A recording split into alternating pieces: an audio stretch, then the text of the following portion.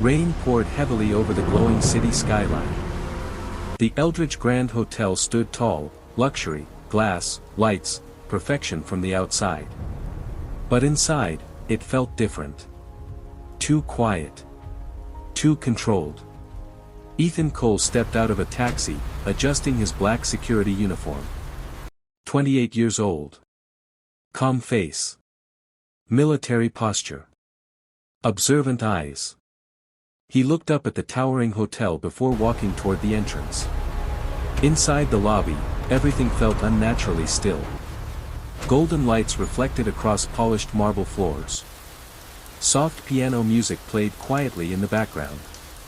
Behind the reception desk stood Claire Bennett. Elegant. Professional. But nervous. Her polite smile didn't reach her eyes. You must be the new night security guard. That's me. Before she could say more, Mr. Whitmore walked in. Perfect suit. Cold expression. Authority in every step. Welcome to Eldridge Grand. He studies Ethan carefully. A heavy silence filled the lobby. There is only one rule you need to remember. Never enter room 303. What is room 303? A restricted room. Nothing you need to concern yourself with. No. Follow procedure. Don't investigate. Claire quickly looks down, avoiding Ethan's eyes completely, as if even acknowledging the conversation is dangerous. Nearby, Lucas, the senior security guard, turns his face away too, like he has heard this warning too many times before. The silence that follows is heavier than before. And somewhere in the hotel, room 303 remains unseen. But not forgotten. The security room of Eldridge Grand Hotel is dimly lit, filled with the soft glow of CCTV monitors. Screens line the wall, each showing different empty corridors, silent elevators, and still corners of the massive hotel.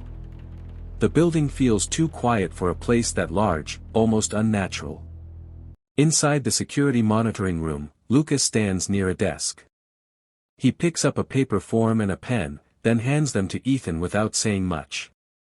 Ethan takes them, slightly confused, and writes down his details, officially becoming the new security guard of the hotel. The moment feels ordinary, but strangely tense, as if paperwork itself carries weight here. After finishing, Ethan moves to the monitoring station and sits in front of the CCTV screens. He begins carefully scanning each feed, focused and alert. Behind him, Lucas remains silent, watching. A long pause fills the room. Finally, Lucas spoke.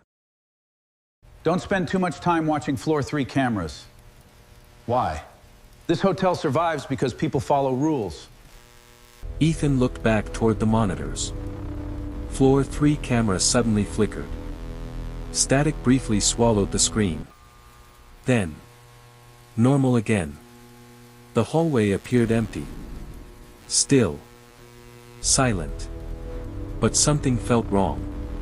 Ethan kept staring at the monitor longer than he should have. 2:14 a.m. The third floor hallway was silent. Soft golden lights dimly illuminated the luxury carpet stretching across the long corridor. Every door remained closed. Every corner felt lifeless. Only Ethan's footsteps echoed quietly through the hallway as he continued his patrol.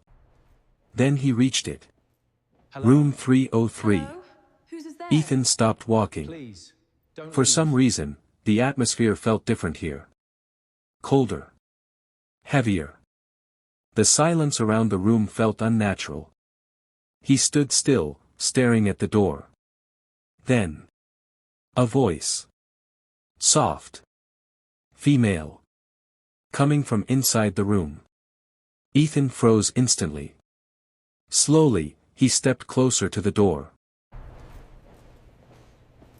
Hello? Hello? Whose is there? Please, don't leave. Ethan slowly reaches toward the door handle.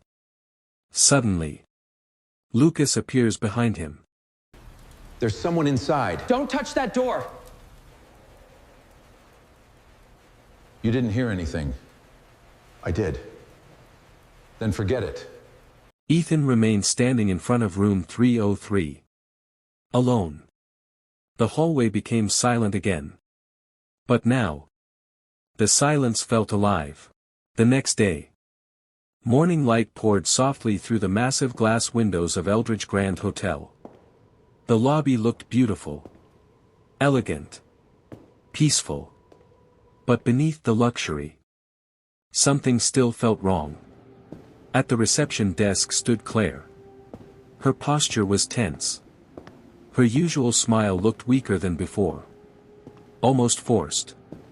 Ethan walked toward her slowly. The moment she saw him approaching, nervousness flashed across her face. What is room 303?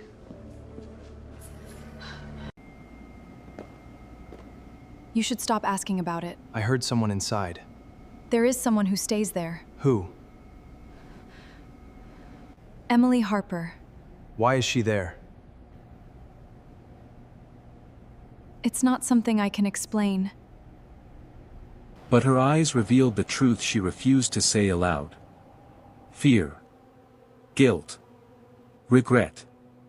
And for the first time, Ethan realized the mystery of room 303 was far worse than he imagined. 3:03 a.m. Ethan stood in front of room 303 once again. This time, he was determined. The hallway around him was silent. He raised the master override key. A quiet click echoed through the corridor. The lock released. Slowly, Ethan pushed the door open. Inside was a luxury hotel room. Neatly arranged. Dimly lit. Completely silent. For a moment, nothing moved. Then, a voice broke the silence. Calm. Afraid. You shouldn't be here.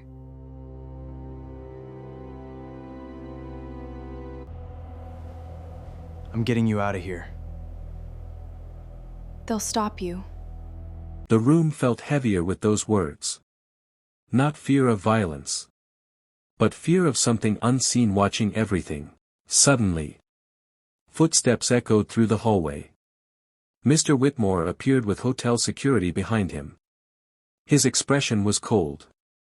Dangerous. Ethan stood firm in front of Emily. Whitmore's eyes slowly darkened. Behind them, Lucas stepped out of the shadows. A silent conflict filled his face. At the far end of the hallway, Claire arrived, trembling. Then something changed. Lucas finally stepped forward. Silence filled the corridor. The system that had controlled everyone for years started breaking apart. Quietly, without anyone noticing, Claire triggered an anonymous emergency alert. Police were already on the way. You've made a mistake. She's leaving. That is not your decision.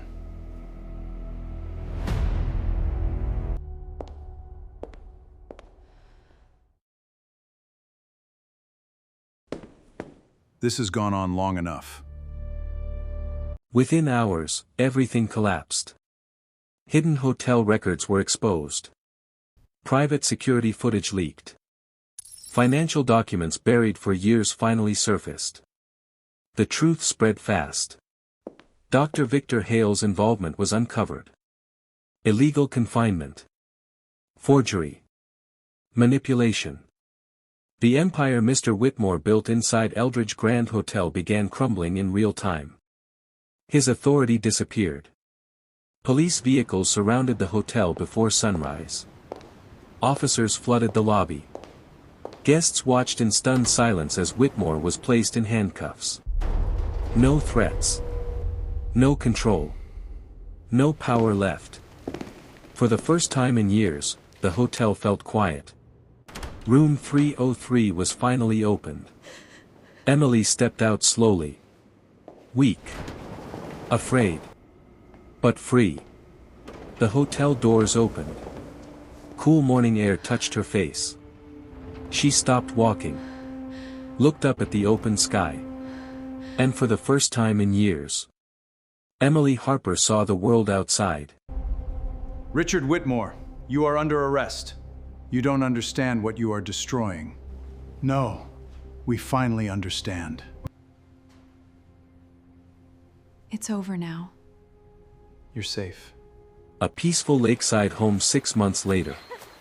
The environment is bright, calm, and filled with natural sunlight. A soft breeze moves across the grass and water. The mood is peaceful and resolved. Emily runs freely across the grass, laughing with joy. She looks safe, alive, and completely at peace. Claire sits nearby, watching Emily with deep emotion in her eyes. Lucas, no longer a security guard, stands quietly at a distance, observing the scene in silence. Ethan sits on the porch, calm and reflective, watching everything unfold. The camera slowly moves across the peaceful environment, emphasizing the contrast from the past tension to this moment of freedom. You changed everything. No. She just needed someone to listen.